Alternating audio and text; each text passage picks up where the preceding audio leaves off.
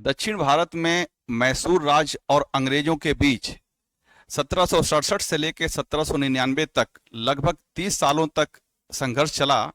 इस संघर्ष में 4 युद्ध लड़े गए और जिसका परिणाम ये हुआ कि मैसूर राज्य का पतन हो गया और उसके प्रभावित क्षेत्र को अंग्रेजों ने अपने नियंत्रण में ले लिया। यदि इसके शुरुआत के बारे में हम चर्चा करें तो मैसूर राज्य हैदर अली के नेतृत्व में एक सक्षम राज्य के रूप में दक्षिण भारत में उभर कर आया था और अंग्रेजों के साम्राज्यवादी उद्देश्य को यह कड़ी चुनौती दे रहा था। मैसूर राज्य और अंग्रेजों के बीच में जो युद्ध हुआ, उस युद्ध के अगर तात्कालिक कारण के रूप में देखें तो पहला युद्ध 1767 से लेकर 1769 तक चला।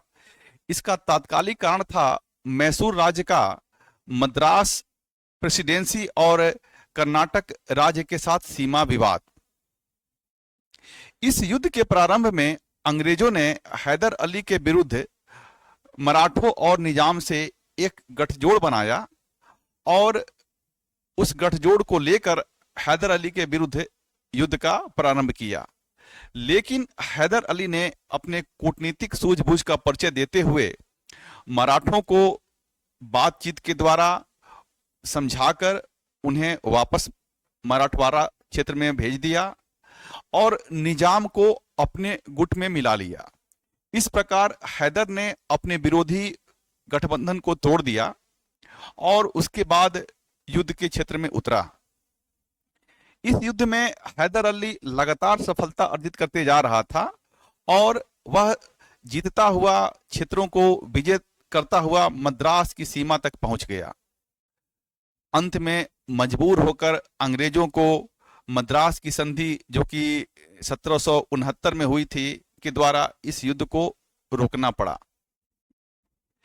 इस पहले आंग्ल मैसूर युद्ध का कोई सार्थक परिणाम नहीं निकल पाया। युद्ध के बाद दोनों ने एक दूसरे के क्षेत्र एक दूसरे को लौटा दिए और शांति से रहने का वायदा किया।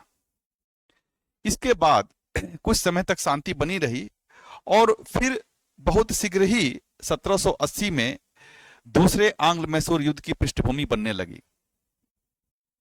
1780 में जो दूसरा आंग्ल मैसूर युद्ध हुआ, उसके तात्कालिक कारण पर हम जाएं तो एक माहे बंदरगाह है पश्चिमी कोस्ट पे। ये मालाबार का जो इलाका है, मालाबार, इसमें एक माहे बंदरगाह था।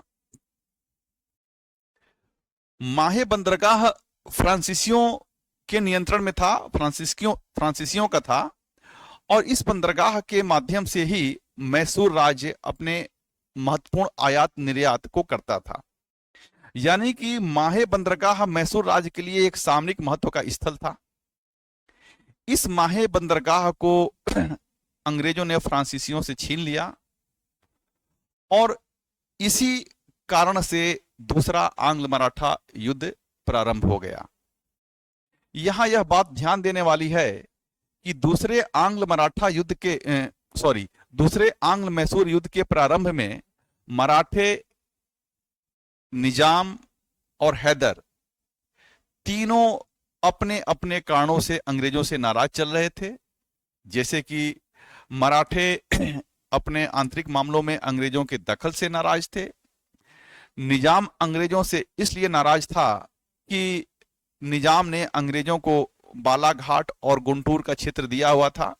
बदले में अंग्रेजों ने वायदा किया था कि वे 7 लाख रुपया उसका लगान के रूप में उसको देंगे, किराया के रूप में उसको देंगे, लेकिन वो देने से मुकर गए।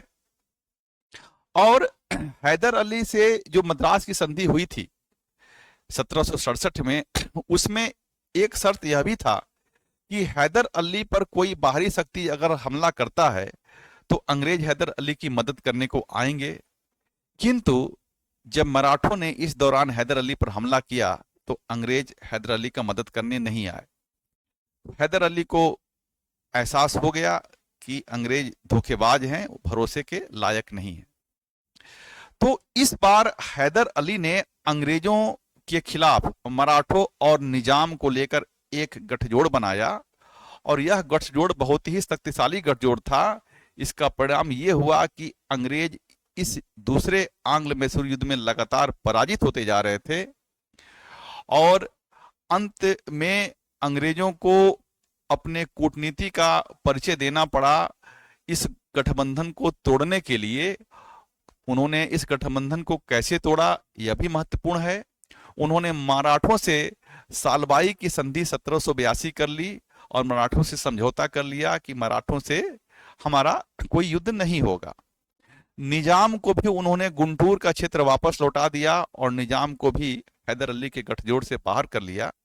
और उसके बाद हैदर अली पर उन्होंने आक्रामक कार्रवाई की और एक बहुत महत्वपूर्ण लड़ाई होता है दूसरे आंग्ल मैसूर युद्ध में। उस लड़ाई का नाम है पोर्टो नोवो का युद्ध।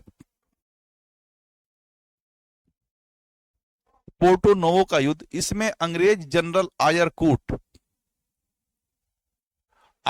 ने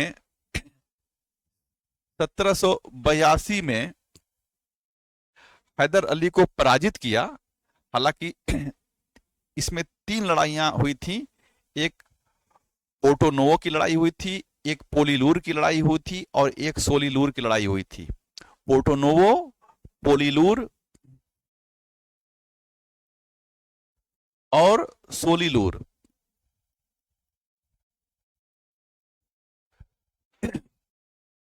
लेकिन पोर्टो नोवो की लड़ाई निर्णायक लड़ाई थी जिसमें अंग्रेज जनरल आयरकूट ने हैदर अली को पराजित किया।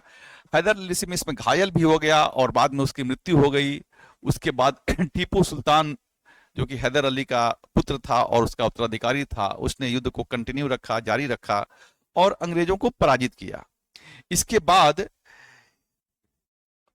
टीपू सुल्तान और अंग्रेजों के बीच मंगलौर की संधि हुई 1784 में। मंगलौर की संधि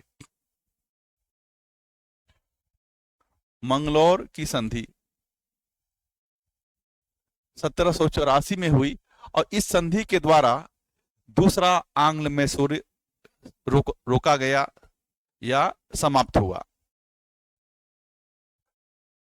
अंग्रेज हैदर अली को और उसके राज्य को समाप्त करना चाहते थे। अब हैदर अली का उत्तराधिकारी टीपू था, जो कई मामलों में हैदर अली से भी ज्यादा अंग्रेजों के लिए खतरनाक साबित हो रहा था, क्योंकि टीपू यूरोपीय कंपनियों के अंतर्राष्ट्रीय प्रभाव को देखते हुए अंतर्राष्ट्रीय स्तर पर कूटनीतिक संबंध स्थापित करना चाहता था अंग्रेजों के खिलाफ अपने पक्ष को मजबूत करने के लिए। इस कारण टीपू के विरुद्ध भी अंग्रेजों ने एक योजना बनाई और योजना यह बनाई कि अंग्रेज मराठों और निजाम के साथ मिलकर एक गठजोड़ बनाया।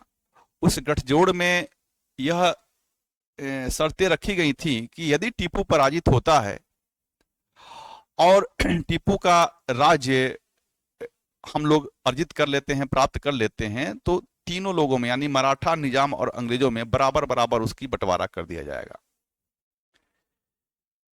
इसके बाद अंग्रेज मराठों और निजाम को लेकर और टीपू के विरुद्ध युद्ध की तैयारी करने लगे।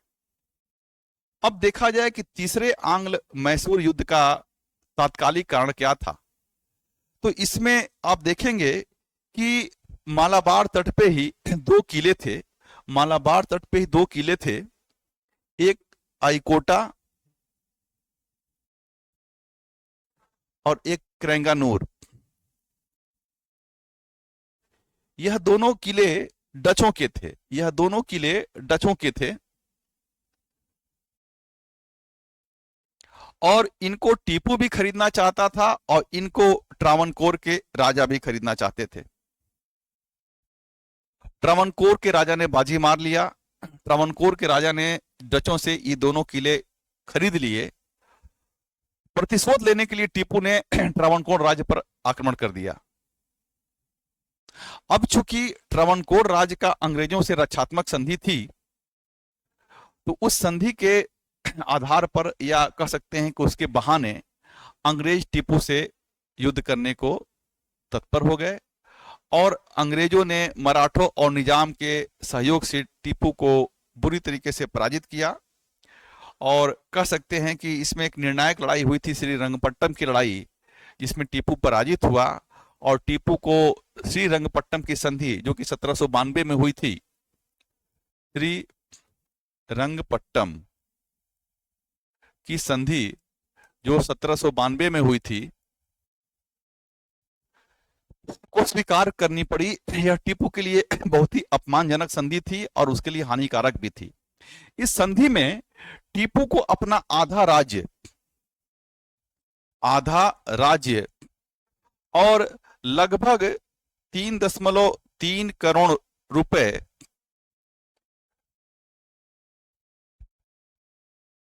अंग्रेजों को देने थे। टीपू पूरा 3.3 करोड़ रुपया नहीं दे पाया, वह 2 करोड़ रुपया ही दिया था और उसके जो बकाया था उसके गारंटी के रूप में अपने 2 पुत्रों अब्दुल खलिक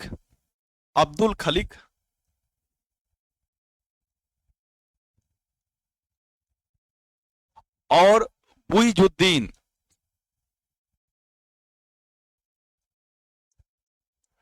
को बंधक के रूप में अंग्रेजों के पास छोड़ा। ये सवाल कई बार आ चुका है कि टीपू ने अपने किन पुत्रों को बंधक के रूप में अंग्रेजों के पास छोड़ा था। तो 2 पुत्र थे, अब्दुल खलिक और मुइजुद्दीन, जिनको टीपू ने बंधक के रूप में छोड़ा था। और इस प्रकार श्रीरंगपट्टम की संधि के माध्यम से तीसरा आंग्ल मैसूर युद्ध समाप्त हुआ। इसमें टीपू से जो क्षेत्र अंग्रेजों को प्राप्त हुए, उस क्षेत्र का बंटवारा अंग्रेजों, मराठों और निजाम के बीच में किस प्रकार हुआ, इस पर भी प्रश्न बनते रहे हैं। तो बंटवारा जो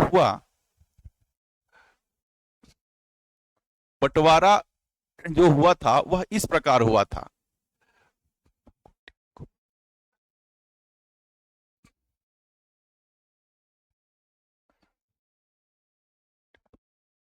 डिंडीगुल, बारामहल, कुर्ग और मालाबार, ये क्षेत्र जो थे ये अंग्रेजों ने अपने पास रख लिए। अंग्रेजों के पास ये क्षेत्र गया। उसके बाद कृष्णा नदी और वर्धा नदी के बीच का क्षेत्र ये मराठों को दिया गया और कृष्णा नदी तथा पयार नदी के बीच का क्षेत्र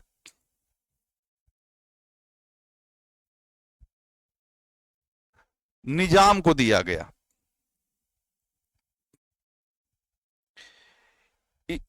इस युद्ध के बारे में एक महत्वपूर्ण फैक्ट और है कि तीसरे आंग्ल मैसूर युद्ध के समय भारत का गवर्नर जनरल लॉर्ड कॉर्नवालिस था और इस युद्ध के समाप्ति पर लॉर्ड कॉर्नवालिस ने एक वक्तव्य जारी किया था कि मैंने अपने मित्रों को शक्तिशाली बनाए बगैर अपने शत्रु को पंगु बना दिया।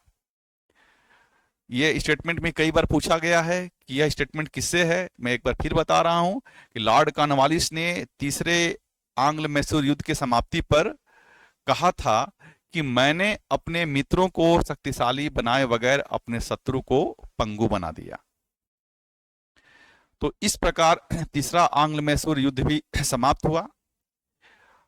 टीपू की शक्ति बहुत कमजोर हुई थी, लेकिन टीपू अभी समाप्त नहीं हुआ था।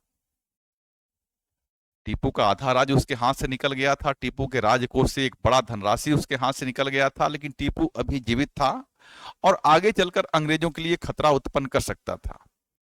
इसलिए लॉर्ड कॉर्नवालिस के बाद जब लॉर्ड वेलेजली भारत का गवर्नर जनरल बन के आया तो उसने टीपू के सामने सहायक संधि स्वीकार करने की शर्त रखी।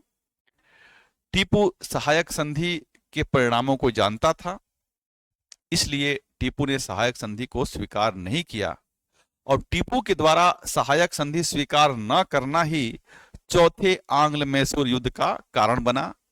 और इस चौथे आंग्ल मैसूर युद्ध में टीपू 1799 में श्रीरंगपट्टम के दुर्ग के सामने लड़ता हुआ मारा गया और इस प्रकार मैसूर राज्य समाप्त हो गया। अंग्रेजों ने टीपू के मृत्यु के बाद मैसूर के संस्थापक राजवंश के एक वंशज को खोज निकाला जिसका नाम था कृष्णराज तृतीय। कृष्णराज तृतीय कृष्णराज तृतीय इस कृष्णराज तृतीय को उसने मैसूर का राजा बना दिया। मैसूर पर सहायक संधि थोप दी गई और मैसूर की सहायक संधि में एक शर्त यह भी था कि जब चाहे ब्रिटिश सरकार मैसूर राज्य का विलय अपने राज्य में कर सकती। आगे चलकर आप देखेंगे कि विलियम बेंटिंग ने मैसूर राज्य को ब्रिटिश साम्राज्य में मिला लिया। इस प्रकार आंग्ल मैसूर युद्ध का अंत मैसूर राज्य के समाप्ति के साथ हुआ।